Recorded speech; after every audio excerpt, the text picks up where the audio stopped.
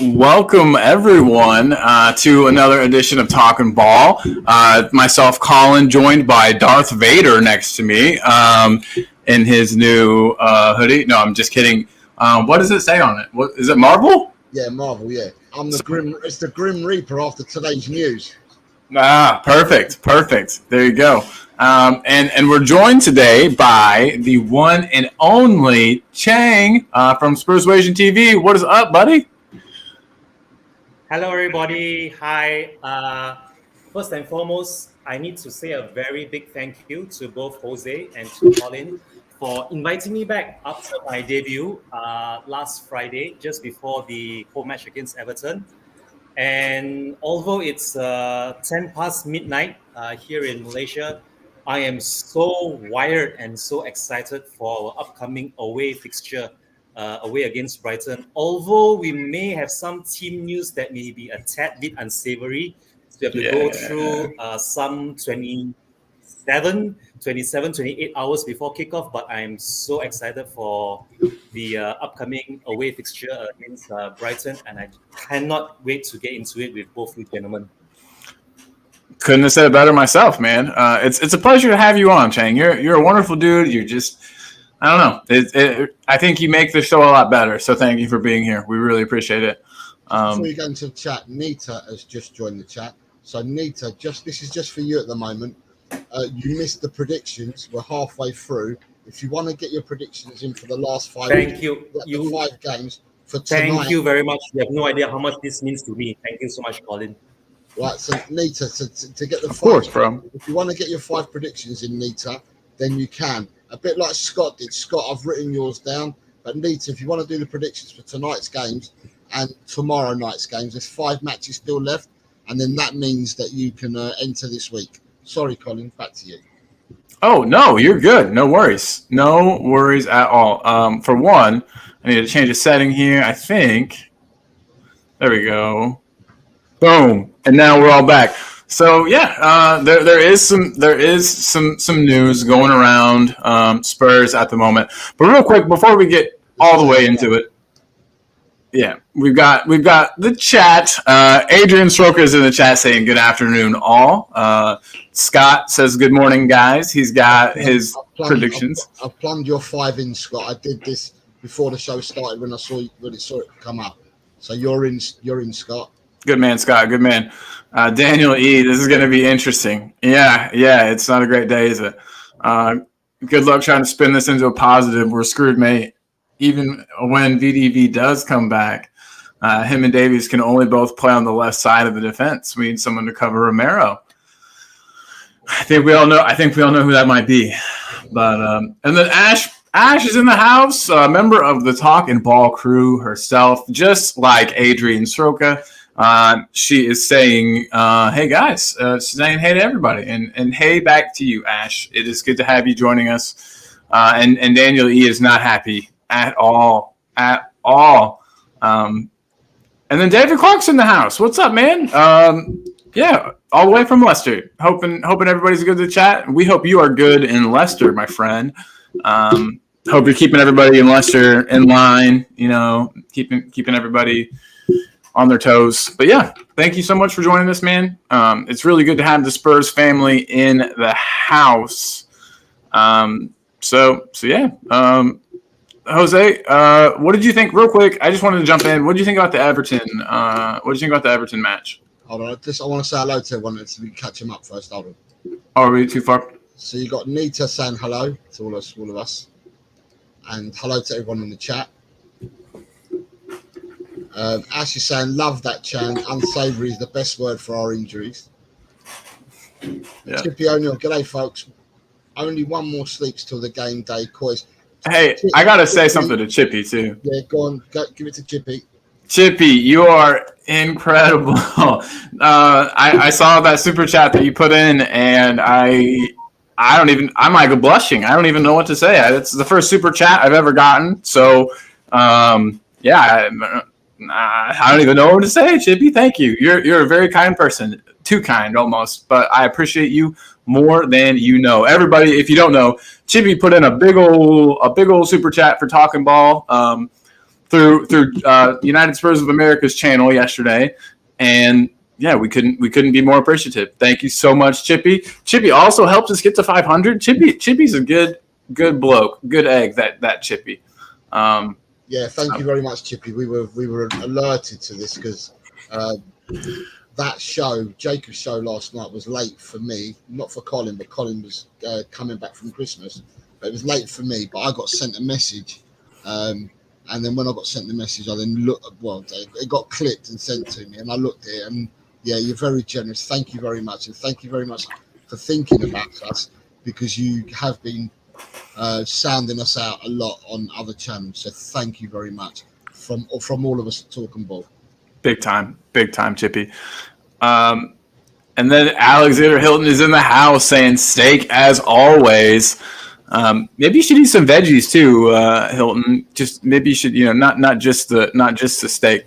Jose is looking like Darth Sidious. He does look like he's got like he's a Sith Lord. Yeah, I could see that. Yeah. Oh, and Lee Smithy Smith is in the house. Lee Smithy Smith made his debut on the channel last week as well. It was wonderful seeing Lee and Leah. We saw Lee and Leah. It was very nice. More steaks from Alex Hilton. Darth Steakius is what they're calling you now, Jose. Fred, good afternoon, Fred. Fred, what's up, dude? Fred's saying that we need to worry about players in the AFCON. True. We've got a lot to worry about as Spurs fans, to be honest. You're on the side of the force. Exactly.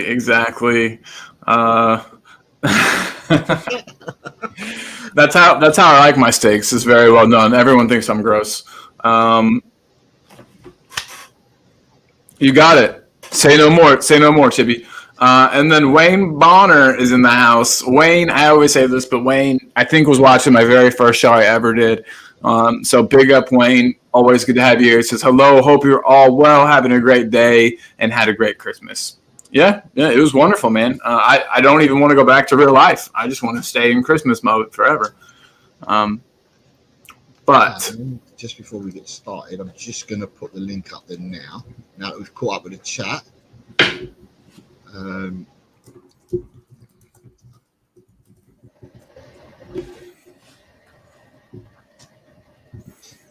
Right, so it's coming up now. Whoa, Elias is in the house real quick. Want to say hello to Elias. What is up, bro? And then of course here we've got the Spurswasion link where you can find Chang when he's not here. Chang, Eugene. They've always got cool people on their show. So everybody, please, if you haven't already, subscribe to Spurswasion TV. What are you doing? What are you doing with your life? Get over there and subscribe. Yeah, get over there and do that. You've got Quez Ali. What is up, Quez? Yeah, we had a packed house today. I think everyone's just here for the bad news. But we've got so Spurswasion TV. Exactly. We don't want to. Exactly. We don't want to tell everyone. I don't even want to tell everybody. Dry Roast Peanut is in the house. Dry Roast Peanut. I'm sure that things aren't great right now, but let's skip that and let's start before things got bad, everybody. So let me get into this. Welcome to Talking Ball, everyone. I guess the first thing to talk about would be thoughts about the Everton match. I'll start with you too, since you were the guest, Chang. What were your thoughts versus the Everton match? You think we played well? We showed off the the Ange ball style that we've come to know and love. Okay, I thought that the Everton game was a game of two halves. If I were to be completely honest, having watched it live, side by side with Eugene on a Saturday night. Yes, watch-alongs. I love the watch-alongs in the queue. Yes, watch-alongs. I'm actually waiting for Eugene to drop the compilation, the shortened version of the watch-along that I did with him with all the other Malaysian Spurs fans. But from what we saw together, and this will be interesting to note now that I actually had time to ponder over the result and also our performance of the day. As I mentioned earlier, it was a game of two halves. I thought we did enough to at least deserve the 2 goals in the first half. But second half, it was a completely different Spurs team that came out onto the pitch from the dressing room without Romero. And that is very telling. If our performance in the next 26 hours against Brighton is anything like at the second half that we showed up against Everton at home, it's going to be a very, very long night, not just for us Asians or Americans or Brits, but for any Spurs fan around the globe. Having said that, we finished that Everton game with the same back four as when we did against Wolves. And Yeah. as we all know, we consider like 2 goals in within 6 or 7 sloppy injury time minutes against Wolves, and against Brighton, I think it's not going to be any different. The one thing that I would take comfort in the knowledge of our Everton performance is that Vicario, and I have to reiterate this again from what I mentioned last Friday on my debut, Vicario is hands down our signing of the season. He's going to be our play of the season. He has a very big pivotal role to play in the foreseeable second half of our season. And he is my choice for temporary captaincy in the absence of Son, who is going away for the Asian Cup, as well as the injuries to both Madison and Romero. If it were up to me, if it's down to me, I would put Vicario as our temporary captain. Although history has shown otherwise, that it's very likely going to be Ben Davies, but I can dream, right? So back to you, Colin. Oh no! I mean, you covered it all really well. I wanted to put up Wayne Bonner's. Wayne Bonner had a message here. He said we got lucky against Everton. If they had a decent striker, it could have been a different result. 100%. I 100% agree with Wayne. And I was going to see Jose if you thought that was Darth Jose in the house. Yes, he is. He is. He's come with bad news, and I'm sure you guys probably can guess what that news is, but we're going to have Darth Jose deliver. But yeah, Jose, real quick, think back to when life was good, the first half of the Everton match. How are you feeling? First of all, I guess I want to ask, were you excited and surprised that Romero got not Romero, Jesus. Were you surprised and excited that we got a goal from Richarlison? Yes and no. We were led to believe, or we've been told all along, that he had injuries and things weren't right with him and he needed this operation. Mentally, things weren't right with him either, because he came out with that outburst as well, and there must be meaning behind the outburst. Right.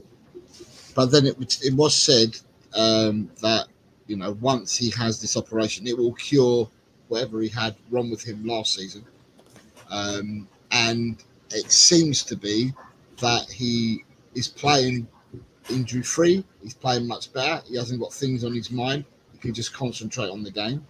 Yeah. And he shithouse restarted. I mean, I said in the chat in one of the WhatsApp groups or something, because I turned around and said that at the end of the day, when we took Richarlison off, we then became toothless. If that's right. We became toothless. We weren't doing nothing without Richarlison. Richarlison was scaring the whole of their back four. Just his presence. He didn't have to do much. Just his presence occupied the defenders. And obviously, he's quite a ram-bam man, isn't he? He likes to get stuck in. He likes to feel the defender. He likes to collide with defenders and that. So they didn't want it with him, and two, they felt relieved when he came off, and I think they actually grew. Although they were growing, they grew a hell of a lot more once he came off the pitch, because we didn't have that battering ram or the person that would go up against the defenders and strike the fear into them. I'm happy for him. I'm happy for him. We definitely need him. In fact, we need everybody at the moment, don't we? So we just need whatever we've got whoever our soldiers are for the Bring next them on. period, Yeah. we need them all. We need all our soldiers. And we need to back them all too. No matter who's out there, I'd say we get behind them 100%, even if it's ED, if it's erectile dysfunction out there, we still get behind him, and we got to do what we got to do. But okay, so first half of the match, we looked good, we looked strong. Second half of the match, the players come out, and Romero, where's Romero? Were you? So I was watching the match, but Can we go back? I want to go back a step, right? yeah, We did against Everton what we've done in a lot of other games, right? Where we've come out firing on all cylinders for the first however long. But this time we got 2 goals in 18 minutes, which we hadn't done before. But we got 2 in 18 minutes, and for that period and a slight period afterwards, I thought we could have gone on to get more, but we did. Now, after half an hour, that game, it's as if someone turned the light off, because the light was on for half an hour and then the light was turned off, and for the last 60 minutes, we were like, what? For the majority of the time. Now, I don't know where this comes from, because we've blamed a lot on previous managers and previous personnel and stuff like that. But we've got players that played last weekend, against Everton, that are not scarred by the previous eras and stuff like that. And therefore, I find it difficult why we did that, why we could get closed off. So, yeah, I think before we even got to half time, I was a bit like, for the last 15 minutes of the first half, I was like, what's happened? Because it's the players, because the manager's not telling them to go and play within themselves and play in the shell. So it's just trying to understand what it is that players get inside their heads to revert back to playing this kind of football, which they shouldn't do, especially under Postecoglou and the way that he wants us to play. So I'm going back 15 minutes before the substitution. But I understand where you're getting to with it. Right. No, it seems like there's fear. Like, I don't know. Like, the players play with fear after a while. I don't. Well, okay. It's either they're playing with fear or they think that the job is done, and so that they no longer have to. You know what I mean? So they no longer have to continue to fight. And I don't know if that's it or not. Like I said, we've always been a team that we come out against the really, really strong teams, and we play great. We play wonderfully. We play to their level. But if we play a team that we deem to be below us, I almost feel like the players just kind of roll over and think, job done. We got this. And yeah, Chang, do you think that's kind of the problem? Do you think the players, once we got 2 goals up, thought, hey, this is finished? Like, we did them. We got them. Okay, I have something to say on this with regards to our leads, regardless if it's 1 or 2 goals. There is that old school complacency, the old Spursy kind of complacency that we've observed of late, especially when we go up 1 goal and we sit back and then we sort of throw the lead away. On last Saturday, when we saw the 2 goals from Richarlison and Son within the first 20 minutes. Hang on. Okay, sorry, there was a slight lag, a delay. As I was saying, the 2 goals within 20 minutes, once we got those 2 goals, we did create our own chances, but we just couldn't find the end product. And there is that concern that the longer we go on playing end ball without scoring, the more the opposition actually gets at us and has a very detrimental effect, shall we say, on our build-up for the rest of the match. And if this were to happen again away against Brighton, I can foresee us being frustrated a lot, especially if Everton set up a low block. And because Ange is very, shall we say, stubborn in a manner of speaking with his approach towards how we should play out from the back and dictate the game. I really do hope that the players develop a sort of maturity in showing patience with our wanting to break down low block defenses. So I think this Brighton away game is going to be a big test for us, not only in terms of our maturity and also our patience with Ange Ball, but also with how the team in general deals with other teams who view us as maybe competition, their direct competition for a top spot, top 4 place or a spot in Europe. So I would really urge the players to toughen up mentally in their approach in games like this. Even if we don't get a goal, or even if we get that 1 goal lead and things start to get tough and things start to go sideways, we really have to show resilience like never before.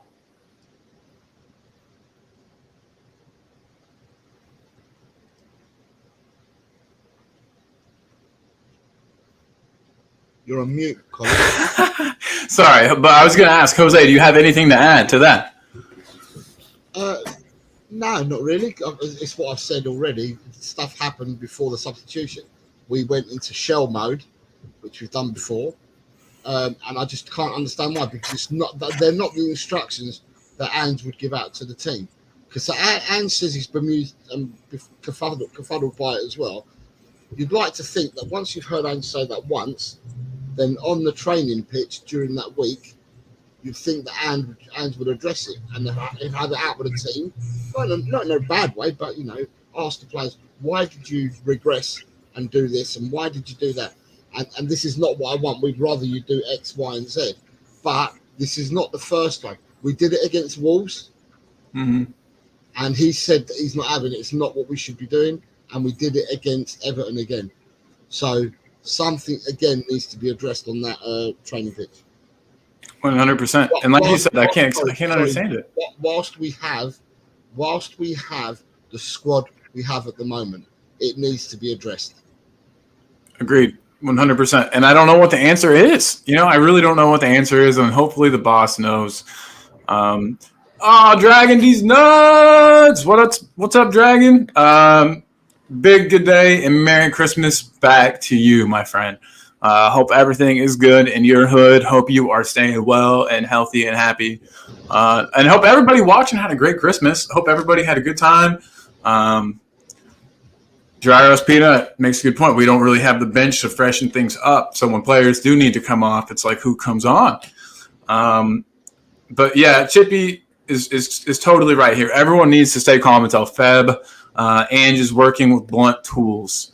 And there was another comment, too, where I saw something against somebody said they're waiting to get till February. Oh, Spurs fans have to accept that there are 2 teams on the pitch and 2 coaches. When the opposition takes more risks when they are behind, then if our players can adapt quickly, the game can turn. 100%, David. 100%. Absolutely. And, Everton had nothing to lose. Sometimes I feel like when we play teams that don't have anything to lose, that's when we're at our weakest or our most vulnerable. But Daniel says, you think Bournemouth as well, who are absolute fire right now, are going to be worried about playing that makeshift garbage central defense? I will say last time, Daniel E., where you were worried so much about our defense, we ended up winning, I think. So that is something to add in there. But yeah, it will be a roller coaster game. And Tom was out 3-2, I reckon. To who? I don't know, but it'll be fun. In a press conference today, De Zerbi said he had 10 players out, and Mitoma was included in that 10. Shoo-wee. Well, you have to realize when our opponents push 4 players into our back line and our physical center forward is no longer on the pitch, if we go long without our center forward, we lose the ball anyway. Oh, yeah, 100%. 100%. Bobby K's in the house. Good morning, Bobby K. Good morning, buddy. And I hope you have a lovely Christmas, too. Audio Artisan is in the house as well. Everybody, what is up? Audio Artisan, you are a good dude. Good to have you here. And everybody smash that like if you're here. It's free. Apparently, Dyer and Hugo have been told they can leave on a free in January. And Højbjerg has also been told he can leave in January. I wonder if this injury to Romero is going to, is going to change that with Dyer in regards to Dyer. But Daniel asks if we saw how many times Danjuma got in someone, got somewhere clinical, we're in trouble. Yeah, I mean, well, that's one thing I have to point out is that Danjuma looked good whenever he was with us. It's not like he just like is a shit player who got one over on us. I mean, like I thought he looked good whenever he came on for Spurs, whenever we had him on loan. 21 in here and only 6 likes. Come on, guys. Smash that like button. I know it's not a happy day or happy news, but help us out. Hit that like. We would truly appreciate it. Yes, Bobby. We got lots of love in the chat, which you know I'm a big fan of. Can't let Dyer and Højbjerg go if we don't have players coming in.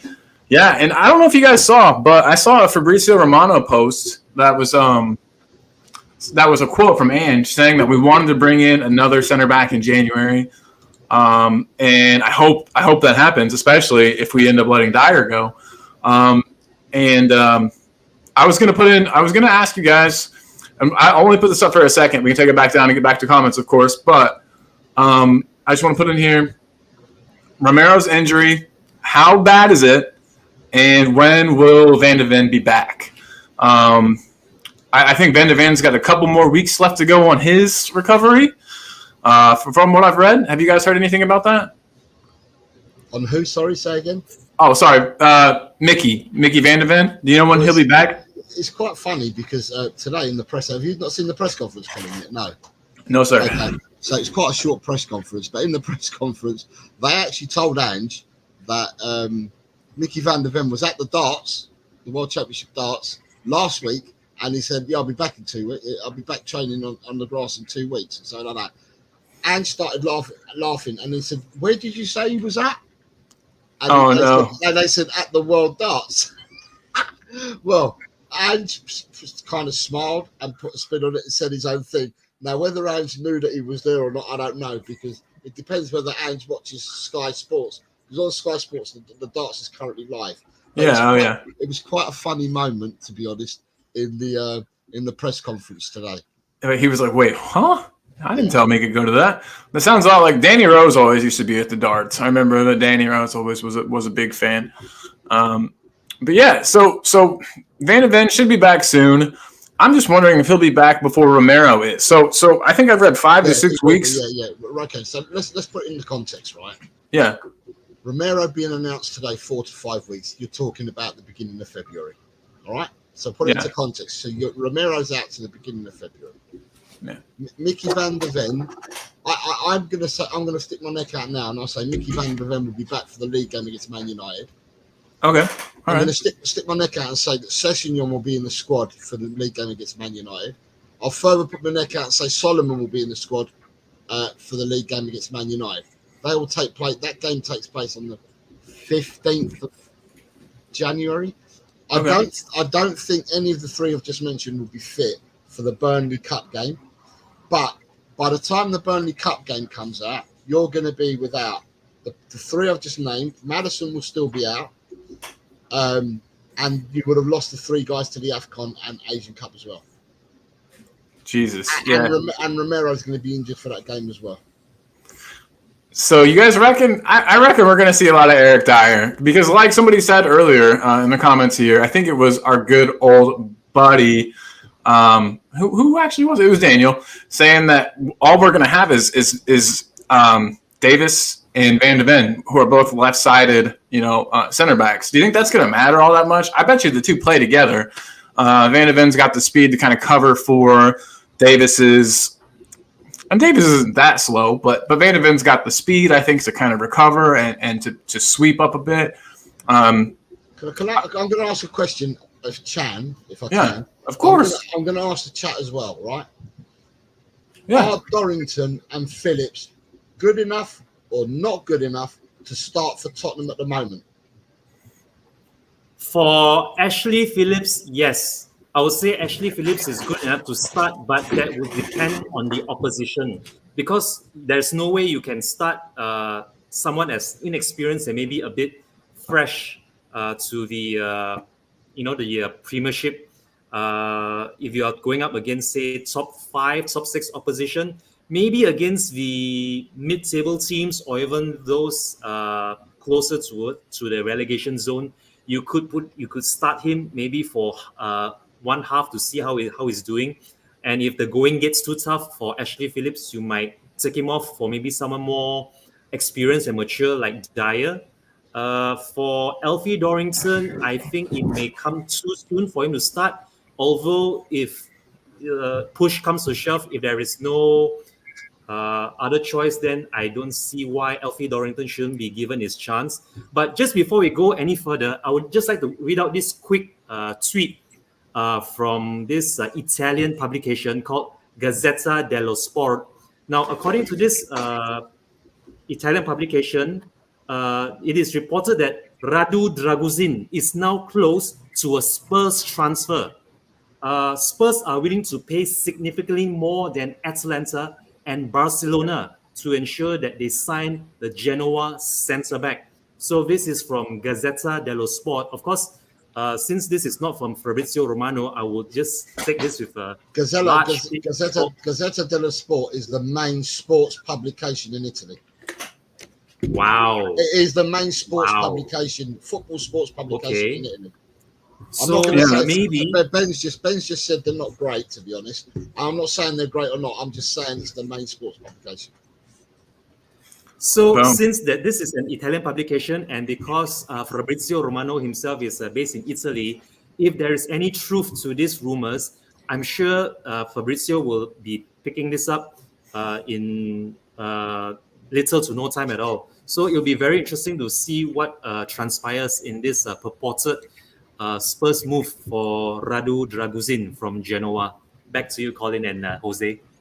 Right, so I asked the question, right, Colin, and I'll ask you, and I've seen some of the comments in the chat, and I'm glad that one person has put up a comment in the chat that I'm going to rival back with. Now, I've said to you, Colin, my question to Chan in the chat was, the Dorrington and Phillips, are they good enough to start and play for Tottenham or not? Phillips most likely is. I think Ashley Phillips will be all right. I think we made a pretty big push to get him in the summer, and I don't think we would have had we not thought that he was ready. I think that his injury, of course, is set him back, and we might have even seen him already if it wasn't for that injury. Dorrington, though, I don't know anything about. I've at least gotten to see clips and stuff of Ashley Phillips. But Dorrington, I don't know. I know that he is a pretty big boy, which is a good thing. I guess I'll flip it back onto you, Jose. Right. So just wanted to say just before I answer, you got Dry Roasted Peanut saying I still think Dyer has a future here. Then he says, just joking, no chance. Had me for a second, Dry Roasted Peanut. I wanted to say hello to Dirty Sanchez, who has joined us. Dirty Sanchez, what up, G? And then I also wanted to say hello to Daniel Sandoval, who's joined us. Hey, what is up, Sandoval? And then I wanted to say, before I go back, Talking Beer is in the house. Yeah, what up, bro? Hope you had a good Christmas, my man. And then you've got a comment here from Audio Artisan that says, I remember us playing Man United with Neil Fenn and Rory Allen up front. I'd rather give Phillips and Dorrington a chance before Dyer. Now, I've got a comment here. When I asked the question, Chippy O'Neill says, good enough, maybe, experienced enough, no, to the question. And then Scott has come in with not good enough, not even close. Dang. So what I'm going to say is, keep hearing this from everybody, about they're too young, blah, blah, blah, blah, blah. Anyway, I wanted to point out Manchester United last weekend played Liverpool. Yeah, it was a 0-0 draw. They gave a debut to Agramawal, French centre-back, 19 years of age. 19, yeah? And he was given a chance, and he was given his first team full debut against Liverpool, right? At Anfield, and it was a 0-0 draw. Or it was at Man United, I can't remember. But it was a 0-0 draw. The guy's 19 years of age. The guy is the same age as Dorrington and Phillips, right? Now, Dorrington and Phillips are playing in a winning team in League Two or whatever they call it, in a winning team, and their team is top of the league. 9 games won on the bounce, right? Man United play in said league, and so does this player. So Tottenham are playing with a team, and they're top of the league. They've got these 2 centre-backs that they're playing week in, week out. They're top of the league. A lot of the players have been revered that are under 21s team, are revered by other clubs. This guy who plays for a middle-of-the-road under 21 team in Man United got his appearance at 19 years of age. He played alongside whoever it was, and I can't remember now who he played alongside. Where it wasn't Varane. It might have even been Lindelof that he played beside. I think it was Lindelof. Okay, but he's played the whole game. Last weekend, this game just gone, when they needed to shore up the defence, the game yesterday, which they won 3-2 against Villa, he came on for the last 10 minutes or so and shored up the defence. They went back to three centre-backs. Now, at the end of the day, I keep hearing people say, but youngsters don't get played at the back. Youngsters don't get played at the back. Well, they do, because this is my case in point. Now, it wasn't Man United playing against the bottom of the league, Sheffield United. It was Man United playing against Liverpool. And a 19-year-old got his opportunity alongside a centre-half who's played for a number of years in Lindelof. Why can't Dorrington or Phillips be given that opportunity as well? And in training they have been. I mean, in training these guys have played together and paired up with.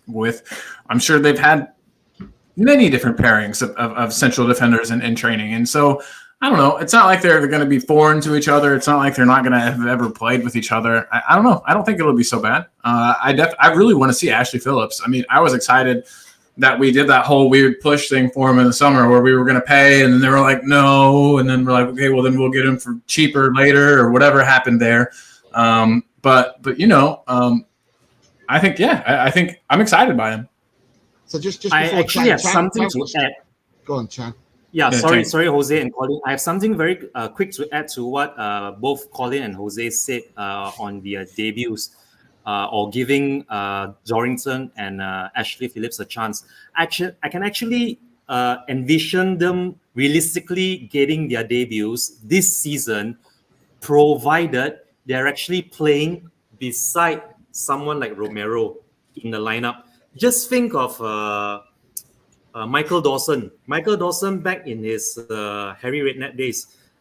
Dawson by himself just wasn't the same kind of Dawson that made his England debut for the national team. But Michael Dawson, with Ledley King at his side, he becomes a different player altogether. And that is what I'm actually thinking for Dorrington and Phillips, if they were to make that big leap from our youth setup or the bench to the senior squad or on the pitch anyway. They could actually do that if they had a steady leading figure right next to them, and who better than our vice captain Romero. But seeing as Romero will be out on the sidelines for the foreseeable 4 to 5 weeks time, as was reported, because of his hamstring, I'm afraid the debuts for both Dorrington and Phillips will have to be delayed until either Romero or Van der Ven comes back. Even more so when you think of who they are going to be partnered with in the absence of Van der Ven and Romero.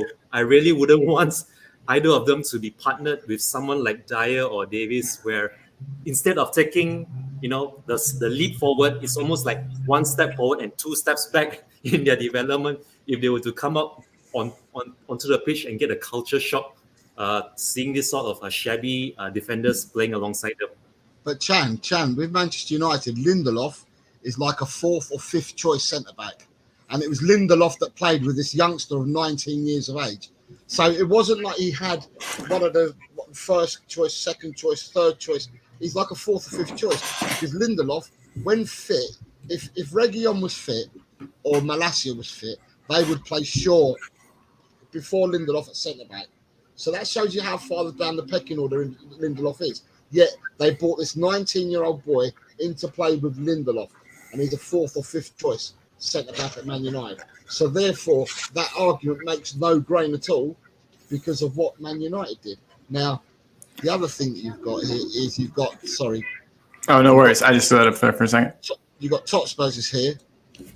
So big up Totspur, and big up all. Best mod. Great Christmas. I think if Van der Ven was fit and playing, maybe then you could play Phillips because of Van der Ven's pace to cover him.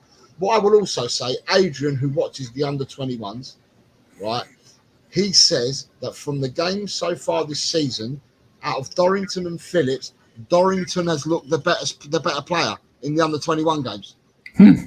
Yet Phillips is the one that's got first-team experience because he's played 8 times for Blackburn. David Clark's always come in and said, don't forget, when you come back from a hamstring, 1, electrolysis, 2, exercises, 3, jogging, 4, bending and turning, 5, being able to kick a ball forcefully, 6, sprinting, 7, bench, 8, 15 minutes, 9, 45 minutes, and then it's a start.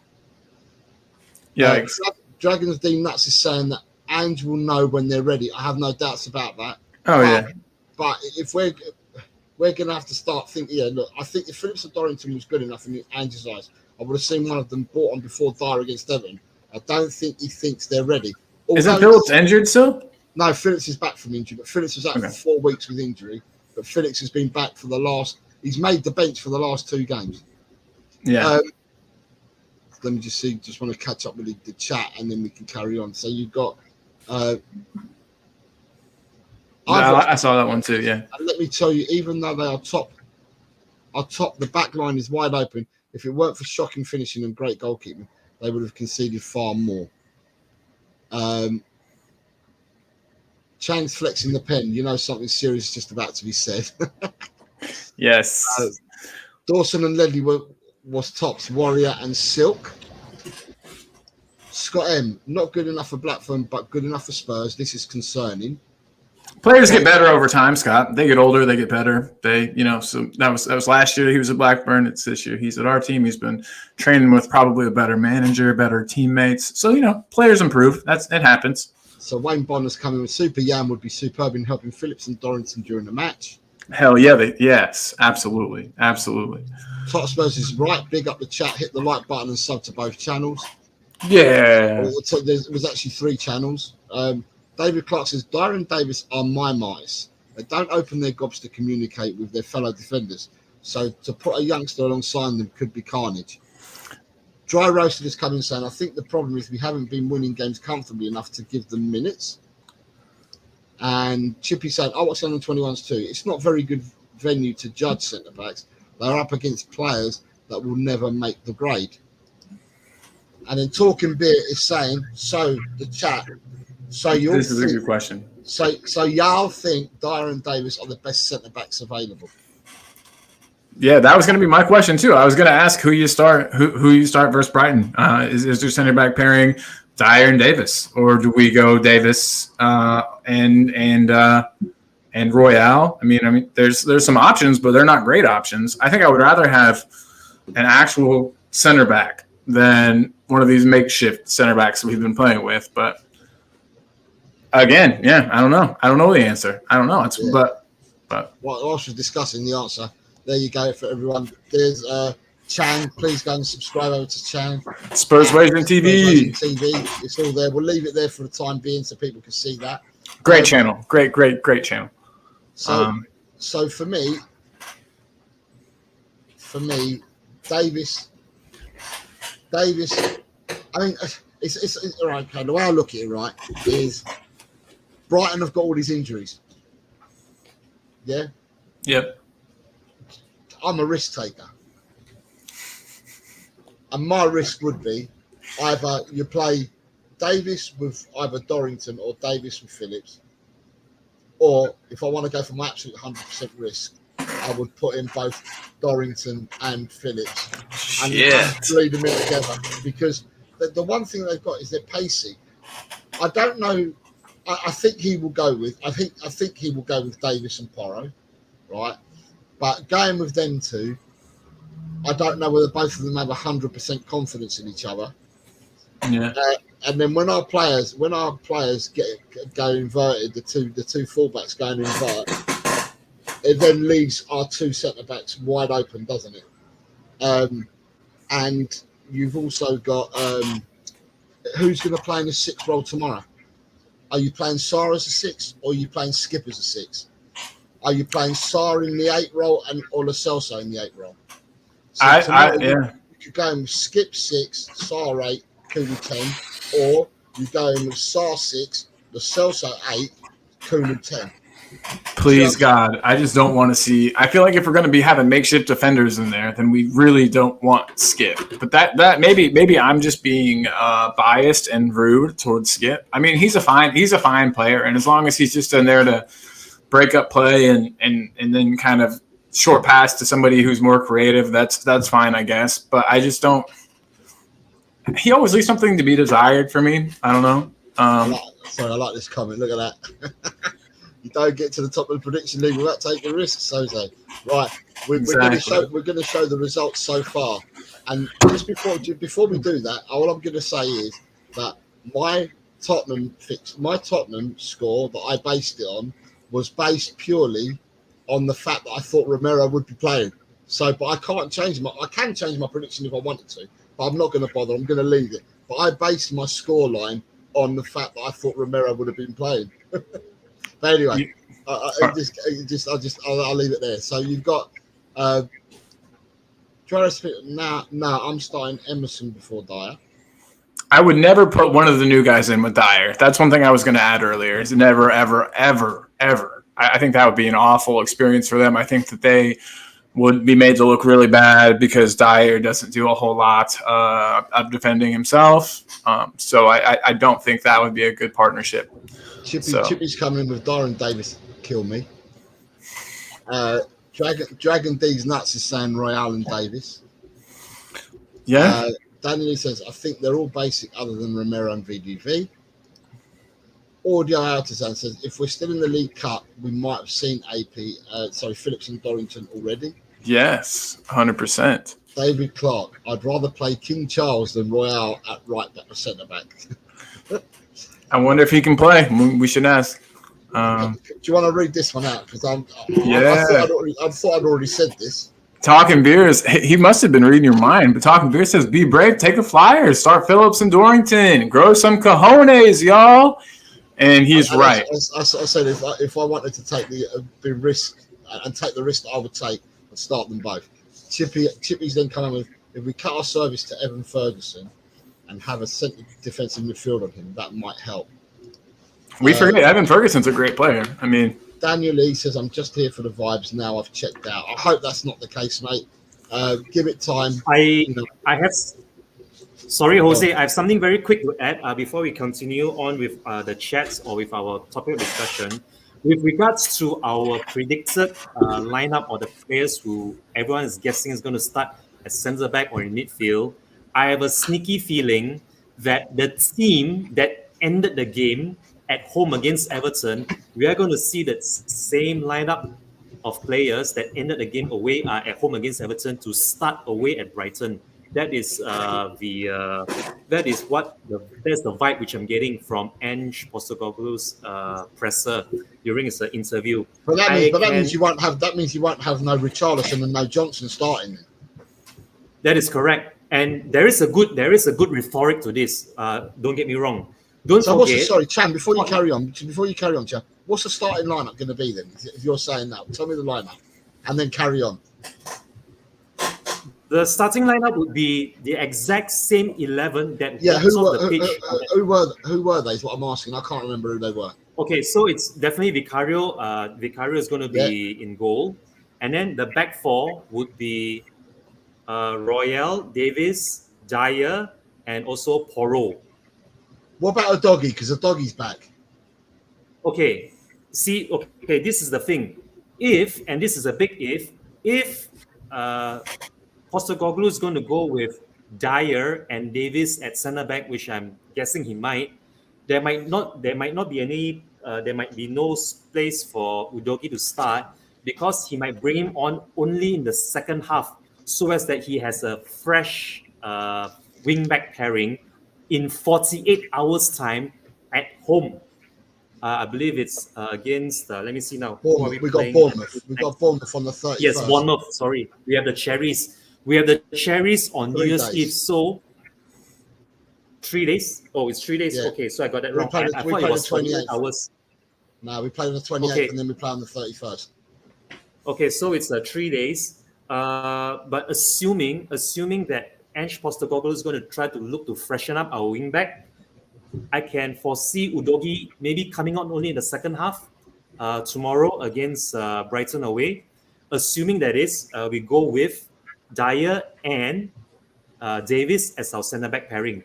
If, however, Postecoglou is going to go with, say, Davis and Royale as the centre back pairing, then yes, I would. I can honestly see Udogie reclaiming his berth at left back.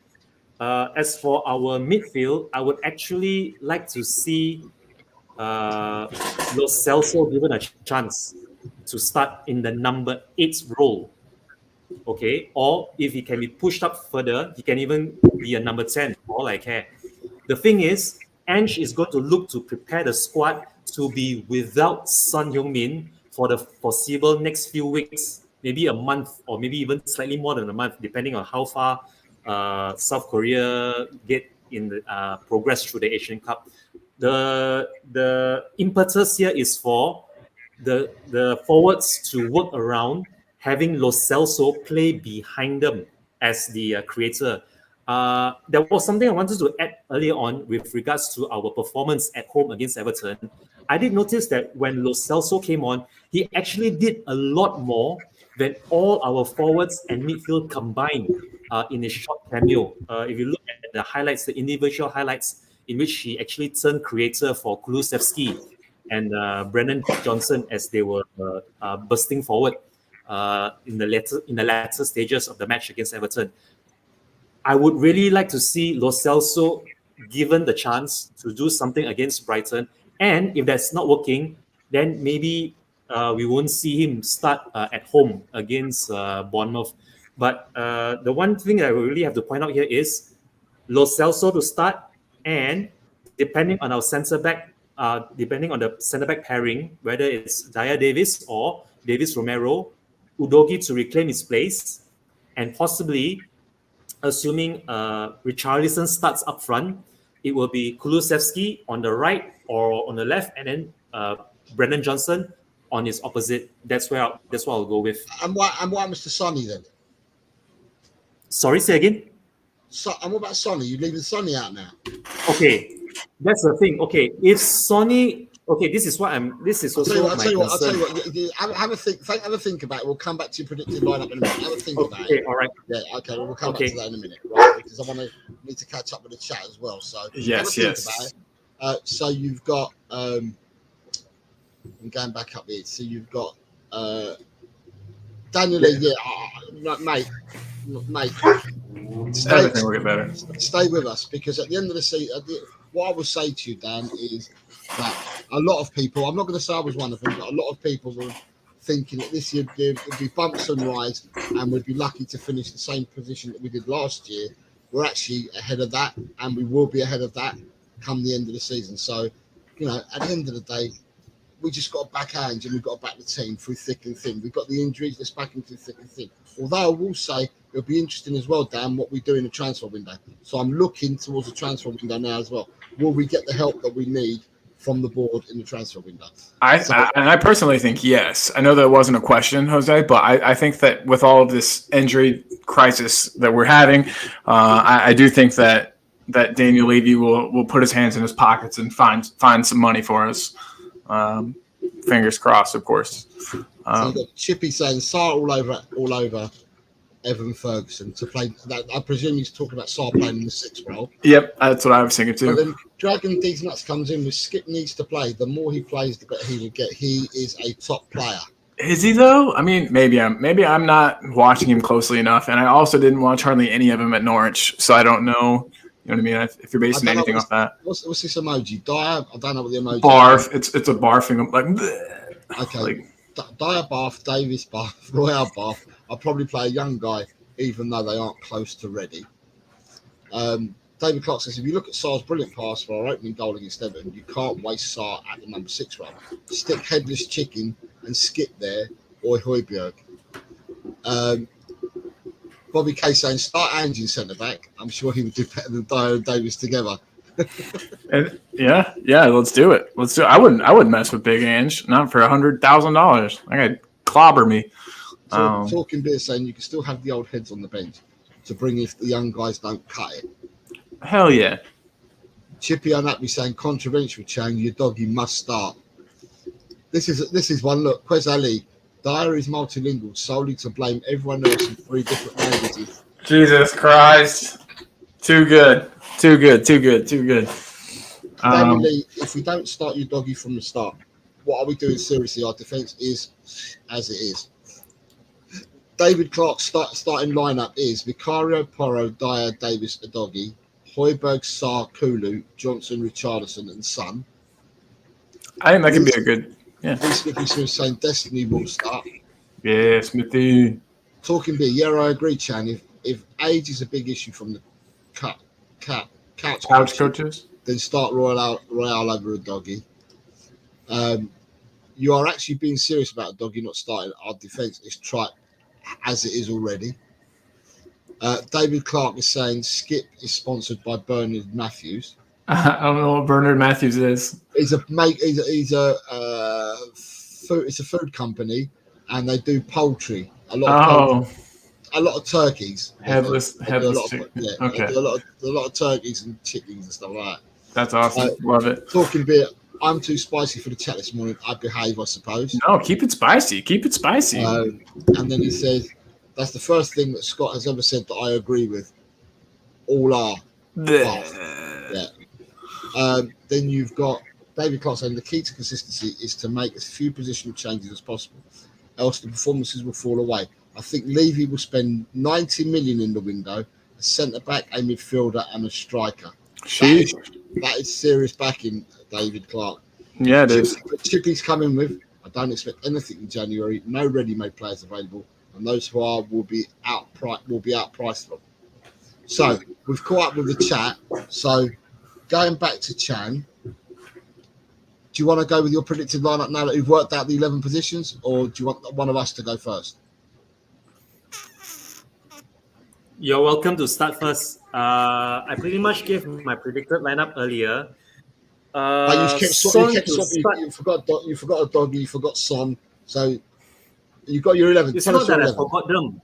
Actually, it's not. Actually, it's not that I forgot any of them. It's just that I would rather they not start from the beginning, because actually I have Bournemouth at home in mind, and depending on how things go, because we've seen that early leads or a single solitary goal leads doesn't really bode well for the team, especially away from home.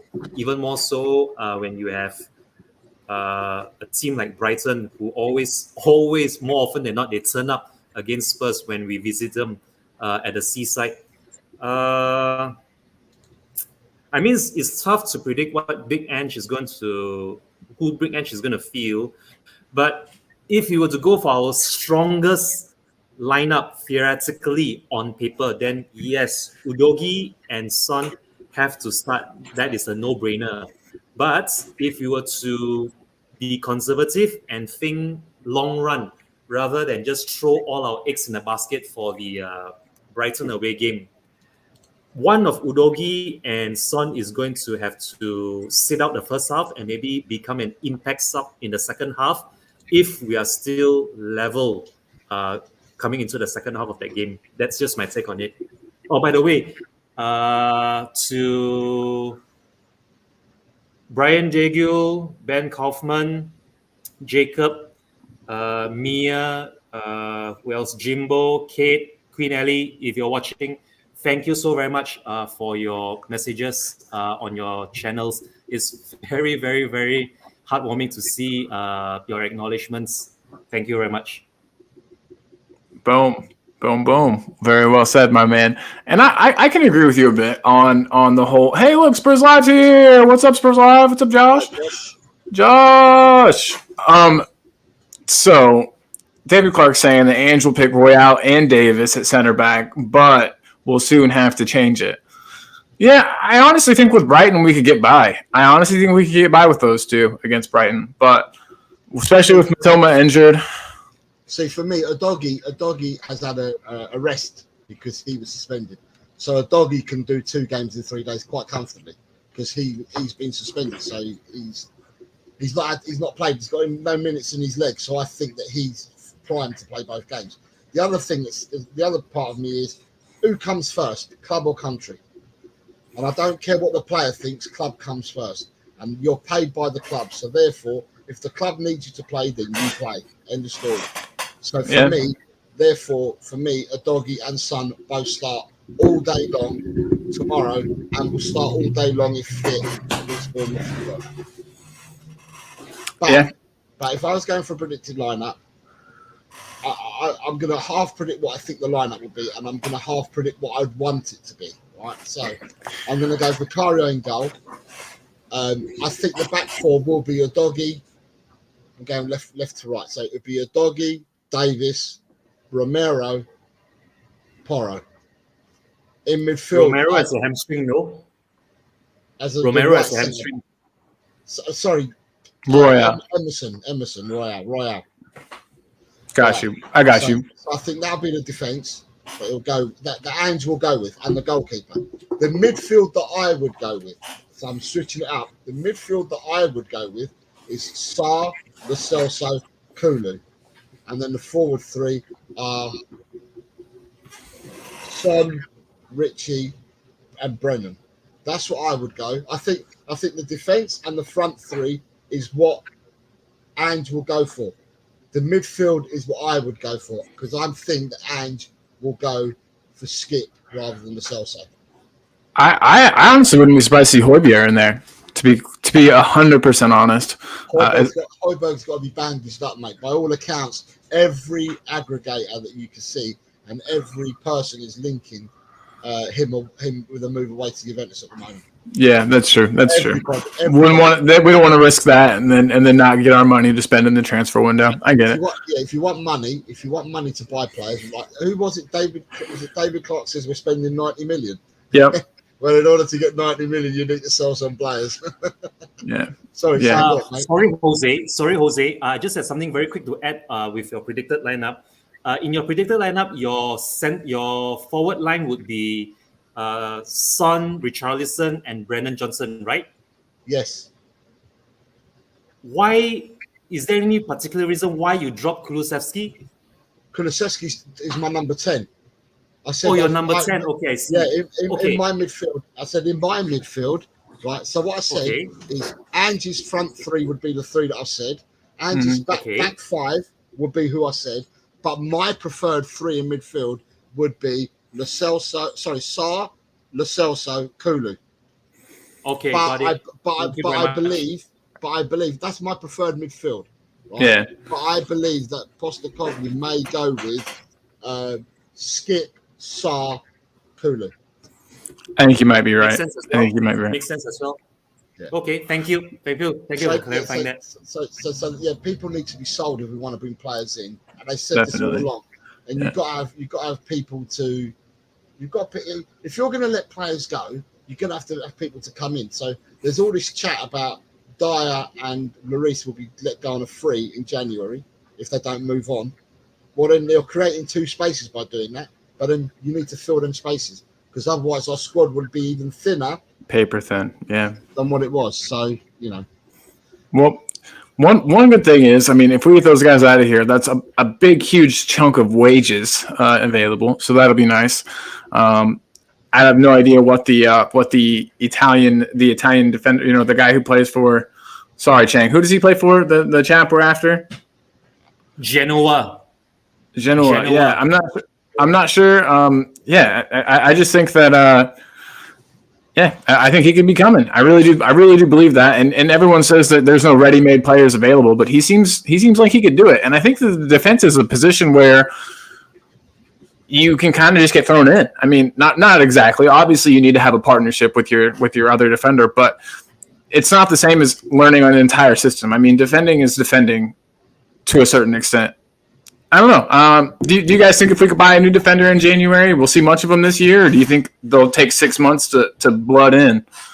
If they're going for a centre half, the centre half that they get will be someone that comes in to start straight away because there's no point bringing a player in to do what you're doing with Dorrington and what you're doing with Phillips. If you're bringing in a player, it's someone that challenges the first team to play, not to warm a bench up, not to be stuck in the under-21s. You bring a player in that's going to add competition to start matches. That's the centre half you need to be bringing in. Right, and I agree with you 100%. So David Clark is saying that he didn't say. Oh, he did say the 90 mil. Okay, cool. 90 million, and there's been a lot of chat with 90 million because you got Wayne Bonner coming in with 90 million. We wouldn't get 90p for Dyer. Yeah, I can see Danny's put a comment. Here we go. Danny's saying, I needed a laugh. I need a laugh. Appreciated that Levy spending 90 million in January. Definitely got a laugh from me. Appreciated. big love, big up. Yeah, everybody. So I mean, the other player that I saw today on Twitter, they're saying that last word on Spurs are saying that Ange Postecoglou has told the Tottenham board that he wants them to sign Roddy, and I can't remember his surname. Roddy, the forward from FC Copenhagen. Yeah, I've seen that. That's been doing the rounds today, saying that Postecoglou has asked for him. Cool. I mean, I don't mind it. He's pretty young, right? Yeah, like 16. 19, 20. Come on, he was in the Champions League, 19 or 20. Well, cool. I mean, I hope you bring him in. I saw a picture of him in London recently. So, I mean, that's a good thing. I actually posted a short about it. But yeah, I've seen he was recently pictured at a restaurant in London, and that's a good sign. That's where we are, guys. That's where Tottenham is. So, if they're in a restaurant for London, they're probably signing for Manchester United or Manchester City, because most of their supporters and most of them live in London anyway. You're right, 100%, 100%. But if we got him, that would be sick. I wouldn't think that would be the position where we need cover the most, especially after the whole Brennan Johnson purchase. But I don't know. Maybe the team, maybe the guys, the sports scientists that are collecting all the data, maybe they see something in Son. I don't know why. I just keep expecting Sonny to fall off and not be nearly as good. It's because of his age, I guess, realistically, but. I don't know. Maybe we're looking for a Sonny replacement or trying to plan for the future without Sonny. I don't know. But doesn't it seem weird to you guys that out of all the players we're looking at, a name that we see mentioned is a forward player instead of instead of a defender? We are linked with defenders because you said Radu Dragusin or whoever read that. And Tobito and yeah, right. Debo, yeah. So we are linked. We've been linked. Oh, come on. This is Tottenham. We're linked with everybody in the world at the moment. It's true. So, it's true. Yeah. Linked with everybody in the world. We'll buy none, or we'll get 3. Hopefully, it's 3. Come on. If I could add something very quick to this. Of course. Rumors of our centre backs. This is a very good time for me to bring up my prediction from last Friday on my debut when I mentioned that I expect us to only get one signing in January, and that signing, my preferred choice of centre-back signing would be Lloyd Kelly, simply because he's tailor-made for the Premier League. He already has first-team experience with Bournemouth, and if you're looking for a centre-back that can walk straight into the team and pair up with either Dyer or or Davis at centre-back, I see no one better than Lloyd Kelly to work out that partnership with either the two Brits in Davis and Dyer at centre back. Eugene, your boy's here. Thank you very much, Mr. Eugene, for giving me my debut on your channel, and also for giving me the very special privilege to help you co-host Spursvision TV. I honestly cannot wait to appear the next review alongside you on your next episode of Spursvision TV, Mr. Eugene. Big up, Eugene. So Chan was talking, and I saw this come up, so I put it up there. I let Chan carry on talking. I was waiting to see when will Chan see it. When will Chan see this? Big up, Eugene, mate. Big up. Good to see you. I haven't seen you in a long time, man. We got to get on a stream together soon. But yeah, guys. So we all know that things aren't exactly all roses and happiness at Spurs right now. But I do think that we do well in the face of adversity a lot of the time. I don't think this is going to be near as big of a disaster as some people are thinking. I'm definitely not like a doomer. I don't think that this is, you know what I mean? I don't think that we're like done for. I don't think that, we're guaranteed to lose our next couple games. I mean, we could definitely pull some rabbits out of a hat here. We've got players that can score goals. Even if our defense isn't great, we've got a great goalkeeper. We've got attacking players that are dangerous, that are threatening, that score goals. I don't know. I just think that, it won't be easy, but as long as the team pulls together and plays for each other, I think we'll be able to. Overcome. But again, that's just me being the ever positive guy that I am. So kind of to change the subject, I'm changing the subject hard here, everybody, and I apologize for that. But there's been some games. We run a prediction league here on Talking Ball. We're getting pretty close to the end of the show, so I just wanted to show everybody the prediction league thus far. Let me see if I can. Let me get that comment off here. 1 second. 1 second. Hide current comment, and then banner. Take that banner off, and then I'll full screen this. And look at that. Hardly any green so far. Jose got one. He got the Bournemouth Fulham match correct, which is actually kind of insane. How did you guess a 3-0? Nice work. Did you know Fulham were like? Well, at the moment, right? To me, Bournemouth are on fire, and they have been playing really, really well. Fulham were on fire up until about 10 days ago, and all of a sudden, Fulham have been taking beatings like there's no tomorrow. They got done 5-5 at West Ham. They've been taking beatings like there's no tomorrow. So for me, I thought, but you look at all my score predictions, I've got a 0, 0, 0, 0, 0, 0, 0, 0, 0, and I've got a 1-3 at the end. So I've gone for zeros this week. I thought to myself, let me go big or go home. So this week I've gone for a lot of zeros in the scores. So if both teams score, then I haven't got a chance of getting the result right. But there we go. So look, Man United had 3-0 against Villa. And when they were 2-0 down after 30-odd minutes, I thought, well, I'm not scoring no points there, am I? So, but for this week, the person who's got the most so far is Danny. Danny's got 5 points. He's got 1 correct score and 2 correct predictions, which gives him 5 points. Then I've got 4. Ellie's got 4. Wayne Bonner has 4. And then after that, the people on 3s are Top Spurs, 3s, and Ben has got 3 as well. And then you've got a whole host of people on 2s, and you've got 1 person at the moment who's got 1 point. And then adding on to that, what I've done is I've added. Is that you? No, there's 2 of you. Then it's 2 of you. I didn't even look that far. There's 2 of you.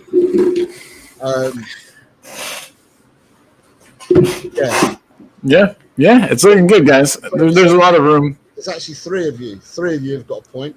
So everyone scored points this week, apart from Scott M and Nita, who've just joined today. I just put them in today. So, but yeah, so there's plenty of games to go. But yeah, okay, going to the prediction of Tottenham, I've gone 4-0 to Tottenham. Prior, when we did these predictions before the Boxing Day matches, I had gone for 4-0 to Tottenham. Long before I heard about Romero. So I think I'm the one that's got the wildest score there at the moment. So I've got 4-0. Chan's gone for 2-1 to Tottenham. And that's probably the most likely, Chang. You probably got the most likely score out of all of us, to be honest. And then you've got 2-1. Colin, you've gone 2-0. Yeah, that was again before Romero's injury, but still, I'm going to keep it. Well, I've gone 4-0. You've gone 2-0. Chris's Metal Football's gone 2-2. Top Spurs has gone 2-1 to Tottenham. So has E&M. So has Ellie. So has Dry Roasted Peanut. So has Adrian Stroker. So has Lee Smithy Smith. So has Danny. So has Mile High. Brian Daigle. Josh from Speaking Spurs. And Chan has gone 2-1. And so has, because I've got the rest of them here, and so has Nita R. I was going to say Scott did not predict a 2-1. Scott's predicted Brighton to win 3-1. Shit. And I guess that is after the Romero injury. He knew about the Romero injury at that point, at that juncture. The scores from Scott M and Nita were done today. Everybody else's predictions were done before the first game kicked off on Boxing Day. So, but tonight we have 3 matches. So tonight you've got Brentford Wolves, Chelsea Palace, and you've got Everton Man City. And even with tonight's games, that we've got varying results. I've gone 4-0 Chelsea. Woo! Chelsea have got Nkunku back. Nkunku will score goals for Chelsea. Nkunku's not Nicholas hit and miss Jackson. Nkunku's not Armando Broja. Nkunku is a serious player. Yeah, I've gone 4-0 because he's back in their starting lineup tonight. Is this his first start though? He came on as a sub and scored in the last game. Okay, I got you. Yeah. That's fair. But this will be, if he starts tonight, it'll be his first start.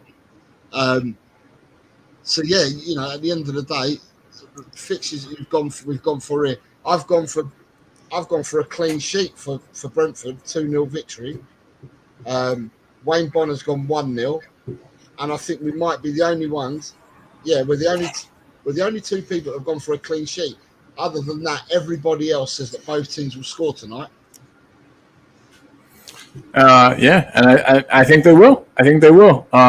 Crystal Palace, I think they could. I don't know. I think Crystal Palace will get a goal. Like I said, like I have here.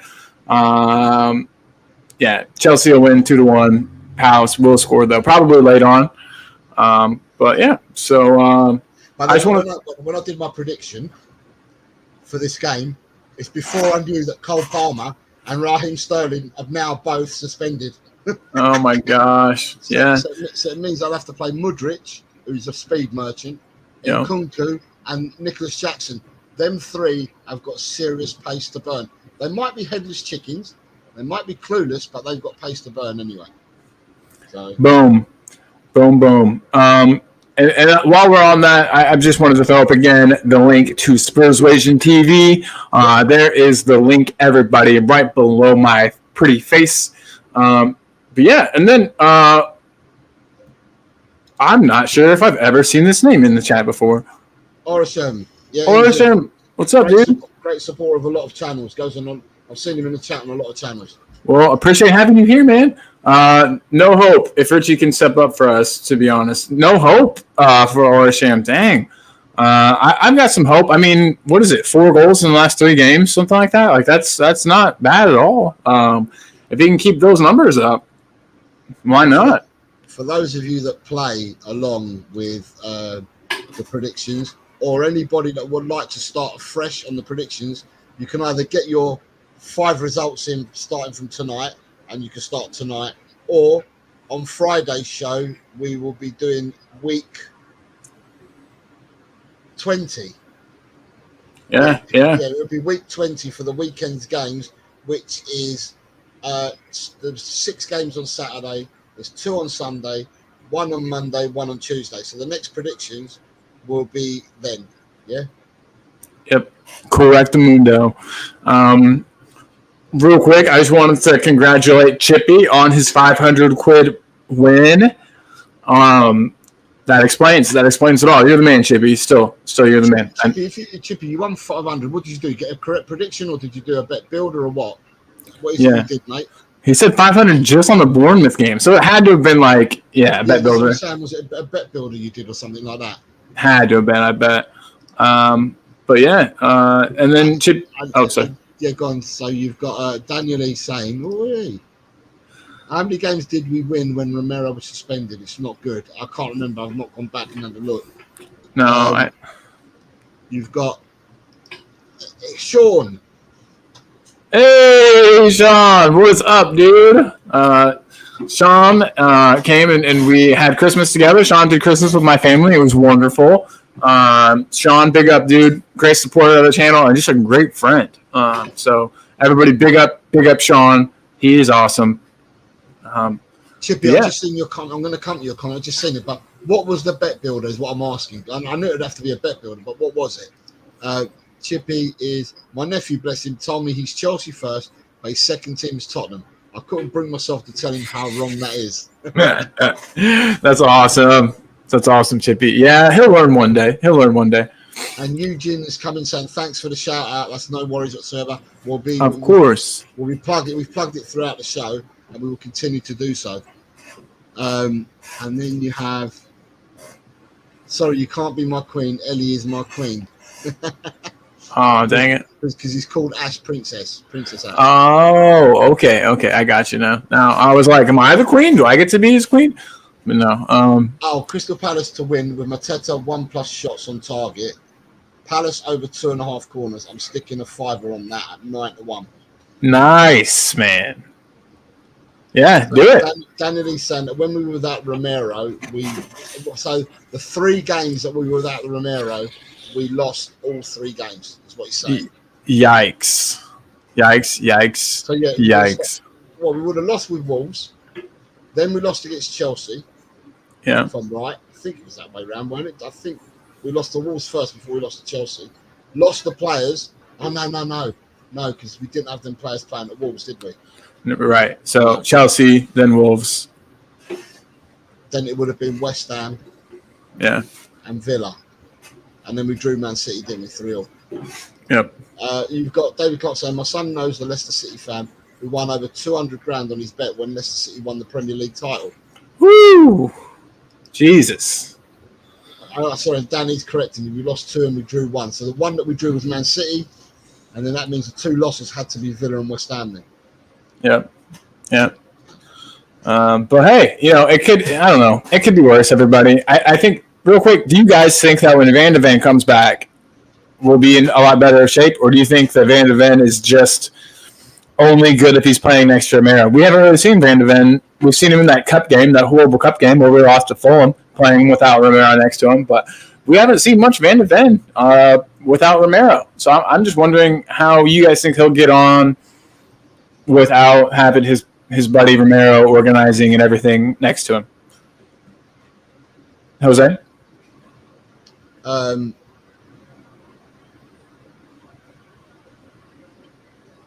not sure, really. Yeah, I know. It's going to be a weird one because I'm not sure how much of a leader he is. I'm not sure how much I almost think that he would have to be paired up with Ben Davis just for Ben Davis's experience. I know that we're going to be finishing soon, but what for me, the interesting bit, I thought about this already immediately. As soon as I heard Romero was out, my brain went like that straight away. And then in a later WhatsApp, I saw Daigle put it in the WhatsApp that I was in, and I thought about this straight away. I said, come the Burnley game, the cup. Mm-hmm. And normally you might drop some players, right? But in Burnley, forget about dropping the players for Burnley. Against Manchester United then, which is the following game. Who's our captain? Vicario? Because all 3 of our captains are not going to be around for the 6th or the 15th of January. Maybe Ben Davis. My gut feeling tells me that Ange is going to select Davis as our temporary stand-in captain in the absence of Son and Maddison and Romero. I agree. I've seen people shout out Pedro Porro. That's not a bad shout. I just don't. He hasn't been there. I mean, the fact that Davis has been there for like a decade practically, I feel like is good in his favor. Yeah, but that didn't go and play his favours when Ange came along, did he? Because Ange dropped the people that were in the captains or the president's group and all that. And they've been with us for a number of years, and he dropped them all out. Another notable mention could be the Venom could get a chance as captain. I hope so. That's what I would like to see as captain. That's how I would like to see. Vicario could get a chance as captain, couldn't he? You can see he wears that badge. He wears badge on his sleeve. He bleeds Tottenham already. Vicario could be a person. He could be a contender as well to be captain. Absolutely. Well, guys, it has been an hour and 25 minutes.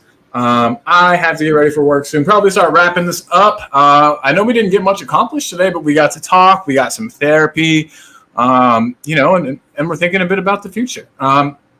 Jose, you got any? You look like you wanted to say something, and I interrupted you. No. You carry on, mate. You go for it. Oh, well, I was just going to say, sorry that nothing got accomplished today, guys. But, we're not Ange. We're not coaches. We can't change anything. So, we're just talking about what we think is going to happen and trying to keep as positive as possible. Again, below me is the link to Spurswasion TV. So please, guys, make sure if you're here, you get over there and you subscribe, like some past videos, throw a comment on it, even if it just says hi. It really does help the YouTube algorithm.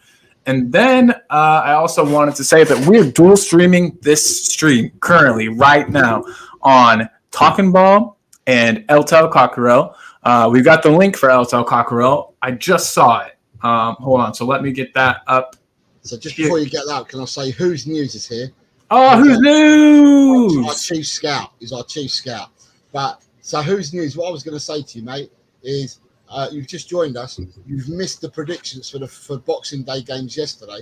Do you want to enter your predictions for the 3 games for tonight and the 2 for tomorrow? If you do, put them up on screen, and I will accept them for tonight.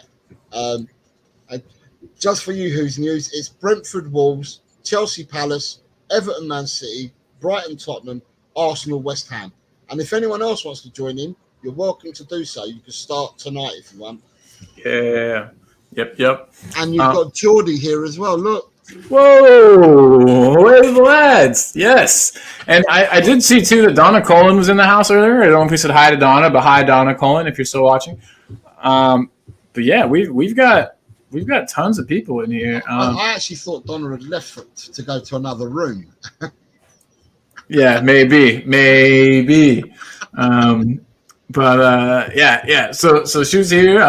Say hi to her, and then who else we got in the house today?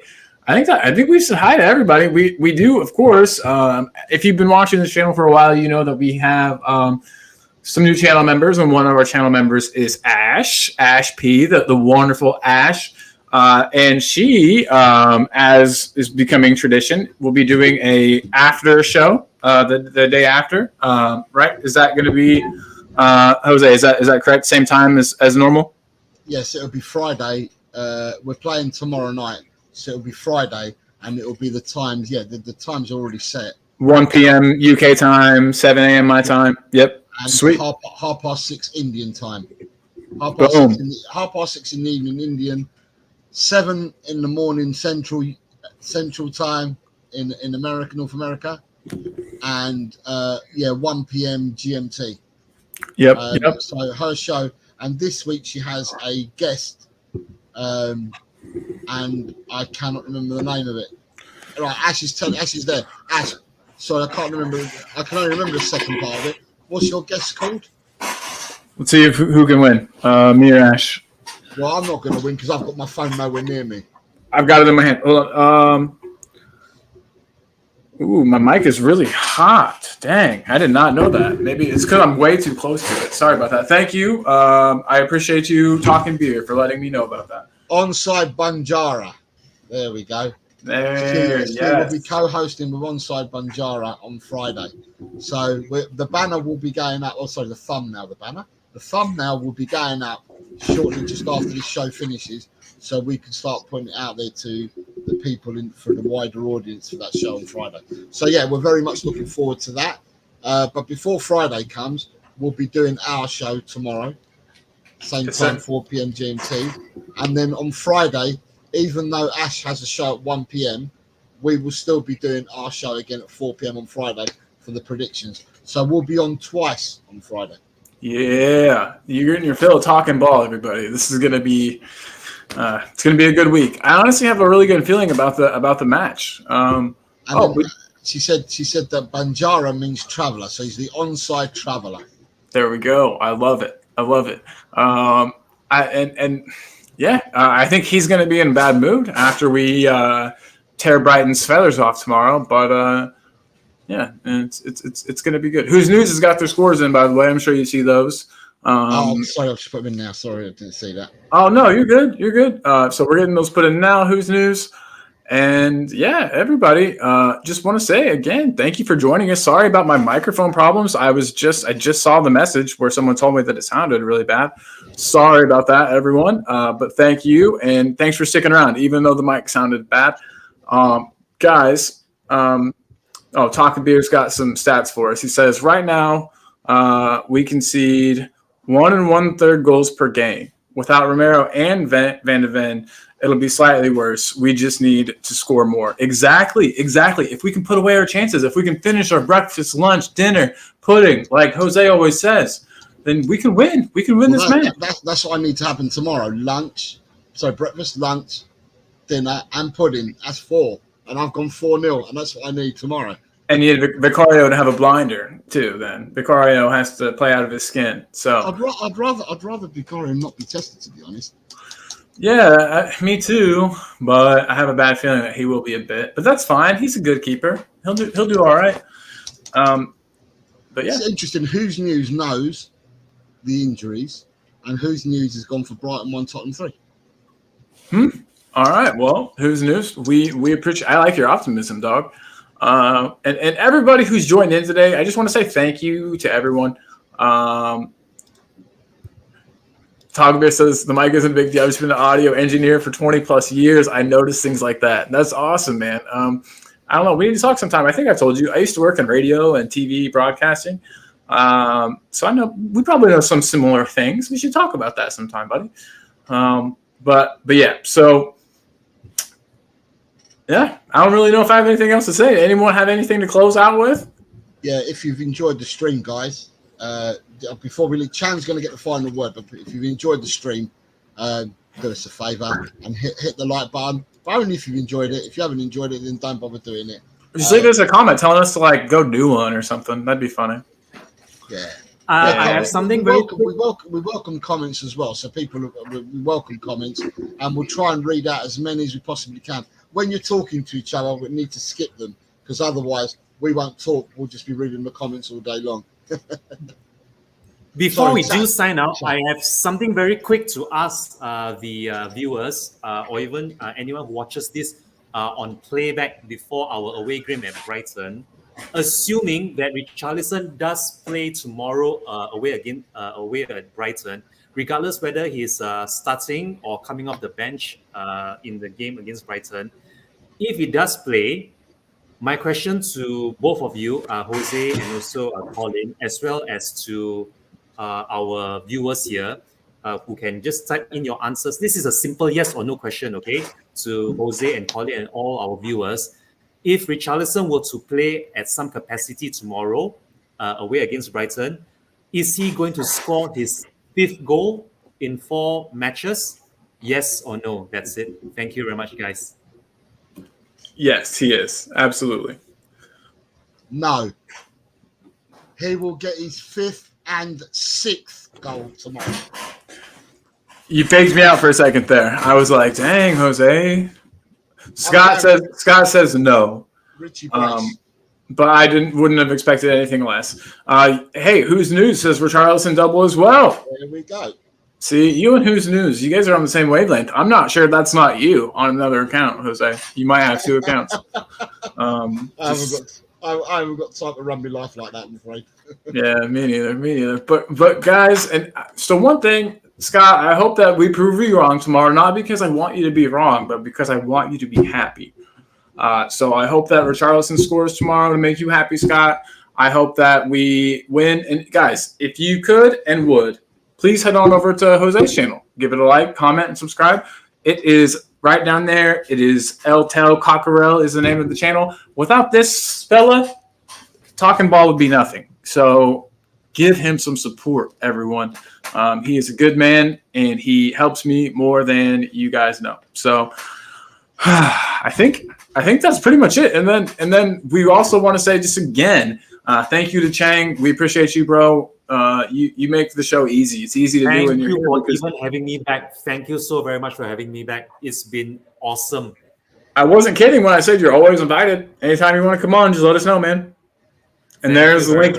Really appreciate it. Absolutely, dude. And there's the link one more time to Spurs Asian TV. Everybody get over there. You will see Chang even more of this beautiful face up here. Look at that. But yes, everybody, thank you for tuning in. Come on, you Spurs, and yeah, we'll see you guys tomorrow. Trust. In the Edge we trust. I love it, and we'll see you guys tomorrow. And I'll play us out, of course, with everybody's favorite song. I can't wait to have the man back. But here we go in 3, 2.